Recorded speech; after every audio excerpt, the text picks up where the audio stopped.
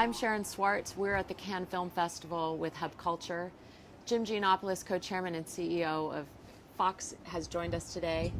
Tonight, Wall Street's opening at the festival. Yep. You've been here many, many times. Yeah. What's it like to just be back? And well, it's always nice to be here, but it's especially nice to be here with Wall Street.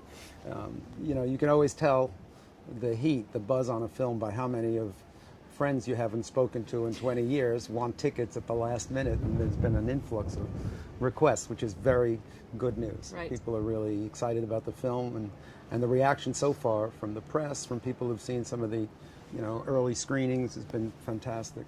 great. The cast and Oliver, everybody's happy, so it's all going well. Fantastic. Now, the date moved, the opening date for the film. Well, because of Cannes.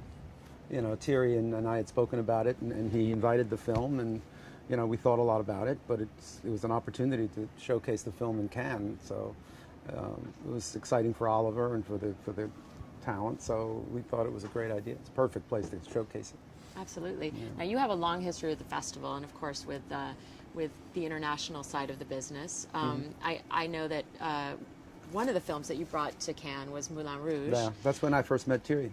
That was the Tell first us year about he started. that. Yeah. Well, it was. I sort of took it out of Baz's hands when he was in his final editing stages on the film, and I brought it here, and Thierry had just started, and I said, you flew to Paris. Yeah. I took the only copy of the film, so the work print. But yeah, I flew in, and I said, I'm going to come in for the afternoon. I'll show you the film, and you make the decision. And he walked out and just said, "That's it. You can open the festival. You can have whatever you want." So it was very exciting, and it began a long and great friendship with Thierry and certainly with the festival. But that I'd been here before that. But anyway, Moulin Rouge was a really exciting event here. Yeah, that was a big deal in Cannes that year. It was, and it was a great party. On the international side, you have a long history with working on international distribution.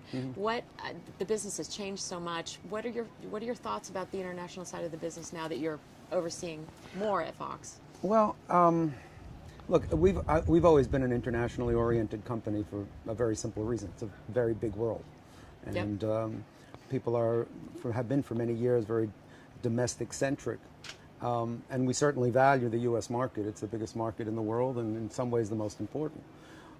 But we've always said that, you know, there are 300 some odd million people in the U.S. and 6 billion people in the rest of the world. Right. So when you look at opportunities and growth and, you know, the future of the business, it really is based in the international markets, and that's been shown over the past 20 years, you know, and more, is the way the markets have developed. We also had our first Chinese production, Hot Summer Days, was interesting because we had 2 international productions. Sanford Panich now runs our international production division, and on the same weekend, Avatar was the biggest movie around the world.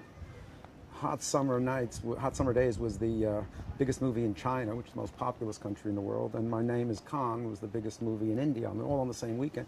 And the only place we weren't #1 was in the U.S. So, you know, we were fine. We were okay. Avatar did it, you know, managed to do okay anyway. But it was exciting to see how, you know, how unique that was, and what a wonderful weekend that was, especially for Sanford. So So we hope to do more local productions in China. We're doing one. We're doing several now around the world, and we have another one in China. But you know, it's a wonderful, diverse, great place to do business. Yeah. Now, of course, 3D, that's exploding. How overseas they must be on top of it as well. Well, they got the memo. You know, I think Avatar. I think actually Ice Age. Over the summer was the first, you know, one of the first bellwethers of the change. And of course, you know, there have been, Jeff Katzenberg's been out there, and Pixar, and all those films, and, you know, have been growing in popularity and encouraging theater owners to put in more 3D screens. But it was really beginning with Ice Age and with the anticipation of Avatar, which we showed at Cinema Expo in June, that people said, well, I'm not going to be the theater that can't show that in 3D. Yeah. And the expansion of digital theaters, I think, makes it easier because it's at that point it's a bolt-on, Yeah. process, putting the 3D lenses on. So it just started to take off very quickly. It actually was one of the benefits of 3D, which Jim Cameron actually Yeah. mentioned a couple of years back at Show West, is that it's much more difficult to copy an image. Yeah. Because the image is obviously blurred when you're not wearing the glasses, and it's hard to put glasses around a camera and do all of that. So in 3D, it is some help to piracy. No, our biggest concerns about piracy have less to do with the manner of exhibition than the ability of people to sit in a theater and capture it. And there are camcorder laws all over the world now, and people are much more conscious of it. But it's very difficult when you have films, the big films and even the smaller films playing on thousands and thousands of screens. Yeah. Someone's going to get a copy. And then the question is, can you stop its distribution? And there are some strides being made, but it continues to be it's a long war. It's not going to end anytime soon. So Jim, after the big premiere tonight for Wall Street, what are the rest of your Cannes plans?